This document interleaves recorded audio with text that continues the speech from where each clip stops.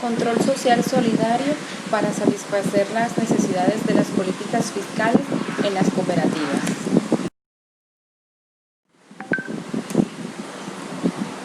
Control social solidario. El control social es una función primordial que ejercen los órganos de control de cada empresa solidaria, de acuerdo con sus características para velar por el correcto manejo de la parte de procedimiento y administración social, como el control de los resultados sociales en beneficio de los asociados en servicios comunes y de seguridad social. Las entidades de economía solidaria, entendidas como el conjunto, por un lado, de organizaciones cooperativas, mutuales y de fondos de empleados, y por el otro, las fundaciones, corporaciones y asociaciones, son herederas de un trato fiscal diferenciado frente al de las empresas lucrativas. Dicha disparidad se evidencia en incentivos para la creación de este tipo de empresas, disposición de mayores recursos que pueden ser encaminados a su objeto social y una progresiva disminución del potencial recaudado del Estado. Estos elementos se conjugan en una compleja dinámica económica, la cual genera una tendencia natural a defender o atacar la situación. Sin embargo, las discusiones sobre la materia se han abordado sin mayor conocimiento técnico acerca de, primero, la realidad fiscal de las organizaciones solidarias, segundo, la naturaleza de sus transacciones, tributos y marco jurídico, tercero, las tendencias actuales en materia tributaria hacia las empresas solidarias y por último la clase de universo del que se habla cuando se hace referencia al sector solidario. Lo anterior no solo dificulta la realización de acuerdos, sino que perpetúa la situación y frena el desarrollo que están teniendo las instituciones solidarias en el país. ¿Qué son las cooperativas? Una cooperativa es una sociedad que tiene ciertas diferencias con respecto a otros modelos de organizaciones empresariales más populares, como por ejemplo la sociedad anónima o la sociedad limitada. La principal diferencia de la cooperativa es que está compuesta por personas que deciden asociarse entre sí, de manera que todas ellas conforman a partes iguales la organización creada. El objeto de la cooperativa es realizar actividades empresariales. De ahí que se deban determinar estas cuestiones como si fuera una empresa normal. De hecho, lo es. La cooperativa se define como una sociedad constituida por personas que se asocian en régimen de libre adhesión y baja voluntaria para la realización de actividades empresariales encaminadas a satisfacer sus necesidades y aspiraciones económicas y sociales, con estructura y funcionamiento democrático, conforme a los principios formulados por la Alianza Cooperativa Internacional en los términos establecidos en la Ley de Cooperativas. Las cooperativas, al ser una sociedad con fines empresariales, tienen que contar con una serie de estatutos en los que se deben establecer cuestiones como el nombre y tipo de sociedad, el domicilio social, la duración prevista de la misma o el objeto para el que se ha creado la cooperativa. El capital social mínimo, la aportación mínima a este capital social por parte de los participantes y las normas para repartir pérdidas o beneficios son otras cuestiones que deben estar declaradas en los estatutos de la organización. Es evidente, a tenor de las cuestiones planteadas, que estamos ante una agrupación de personas que tienen intención de comercializar productos y servicios.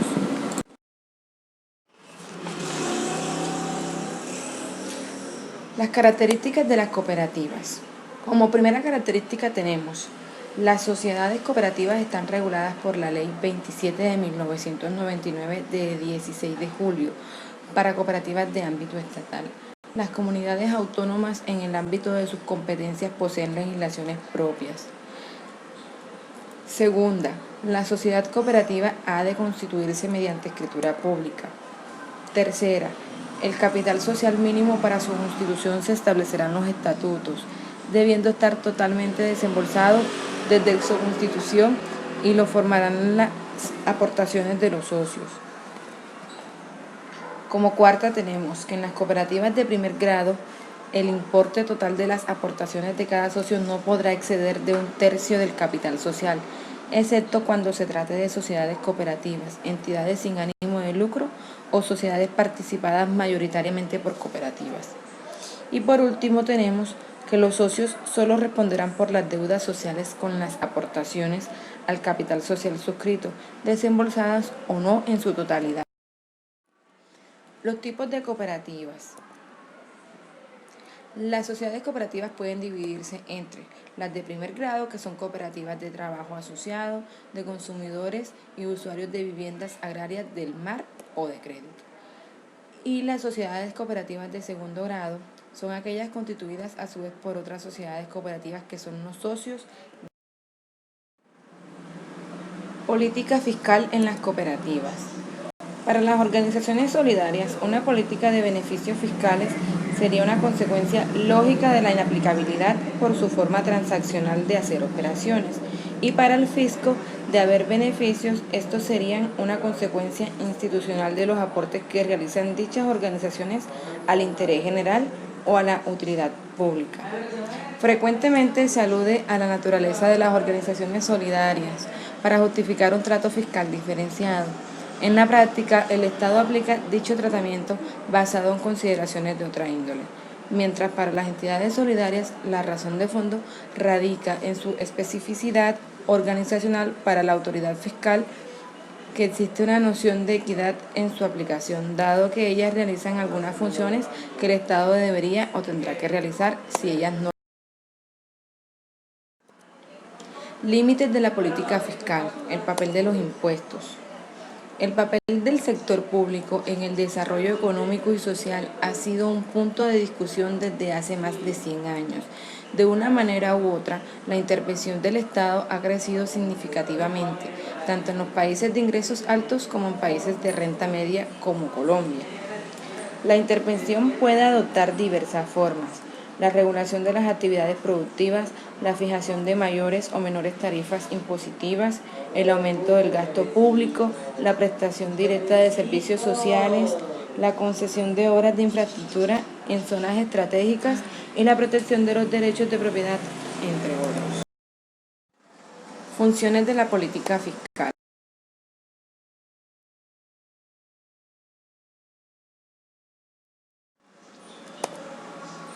Primero, la función de asignación. Hay algunos bienes meritorios cuyo consumo no debe ser racionalizado o limitado por la capacidad de compra. Es el caso de la educación o la salud, pues grandes segmentos de la población por sus límites serían excluidos si su producción estuviera regida completamente por condiciones de mercado. Las funciones mencionadas se apartan indiscutiblemente del proceso del mercado y la manera de priorizar los recursos oficiales dentro de un amplio espectro de bienes públicos es a través del proceso político. La elección colectiva mediante el voto permite ordenar las prioridades de la ciudadanía, ya que en tanto se elija un determinado programa de gobierno, se le otorga a la política fiscal un papel protagónico para modificar el desarrollo económico y social. Como segundo encontramos la función de redistribución. La política fiscal también juega un papel importante en la redistribución de la renta, sobre todo en contextos económicos caracterizados por una desigualdad distribución de los ingresos y la riqueza, como sucede en Colombia. Claro que en últimas la distribución de la renta no depende de qué tan precisa sea la estimación de esta, sino de lo que la sociedad considere como justo o injusto, de la valoración que se dé a la equidad frente a la eficiencia y por supuesto a su expresión en términos de políticas públicas. El régimen tributario también les otorga beneficios fiscales a determinados sectores económicos que absorben volúmenes significativos de empleo o cumplen un papel destacado en la creación de redes sociales o en la prestación de servicios que el Estado no alcanza a proveer directamente, como ocurre en Colombia con las cajas de compensación que administran el subsidio familiar para los trabajadores vinculados formalmente al sector productivo. Por último, tenemos la función de estabilización. Los instrumentos utilizados en una política de estabilización dependen de la orientación que se le quiera dar a la política fiscal. Si la política es expansiva, un aumento en el gasto público resulta conveniente para darle un impulso a la demanda agregada. En este caso, también se pueden hacer reducciones en los impuestos con el propósito de aumentar el ingreso disponible de los ciudadanos y por esa vía el gasto privado. La política fiscal también puede desempeñar un papel determinante en objetivos de índole macroeconómica, como el nivel de empleo, la estabilidad de los precios, el equilibrio de la balanza de pagos y el crecimiento del producto. Regularmente, la demanda agregada de la economía depende de las decisiones de gasto de millones de consumidores con los gustos más diferentes y de las posibilidades de inversión de miles de empresarios, inversionistas e intermediarios financieros.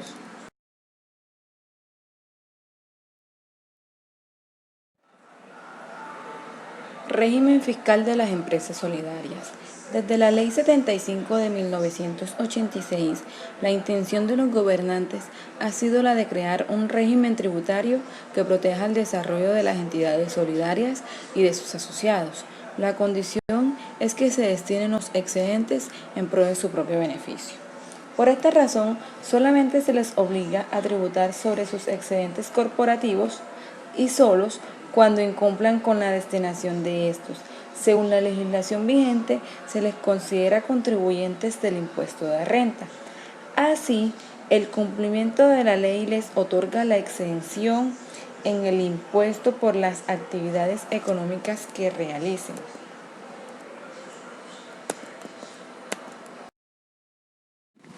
Según un documento preparado por la Oficina de Estudios Económicos de la DIAN, en los últimos 11 años, las entidades del sector crecieron en promedio a una tasa anual de 16,3%, aunque el aumento se ha estabilizado en los 3 últimos años, pasando del año 2005 al 2006 en un incremento del 10,43% en número de entidades, y del 2006 al 2007 llegó a un 11,97%.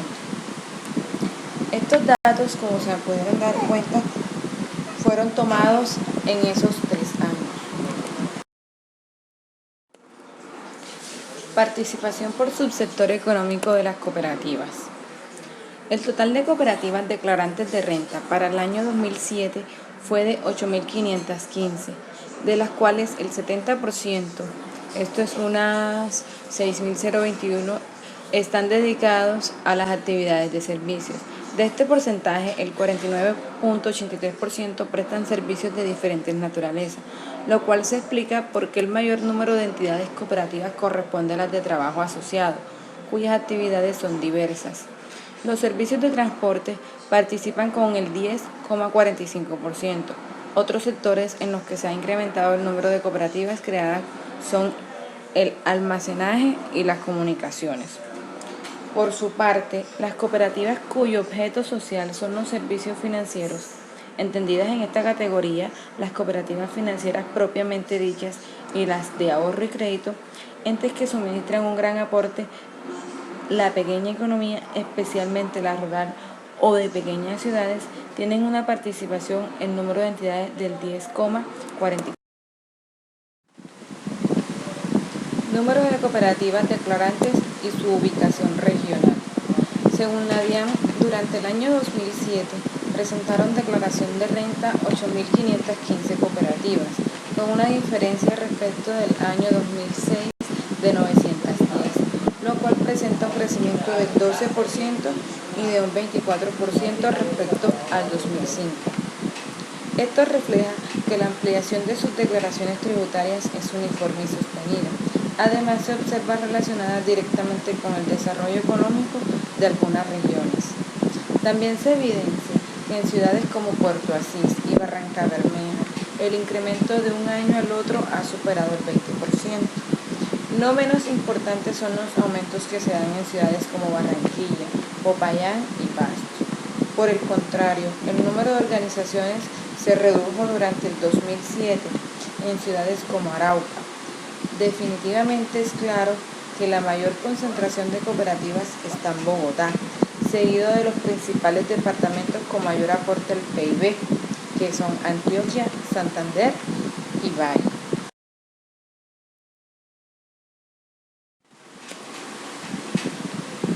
Excedentes sobre ingresos del sector cooperativo.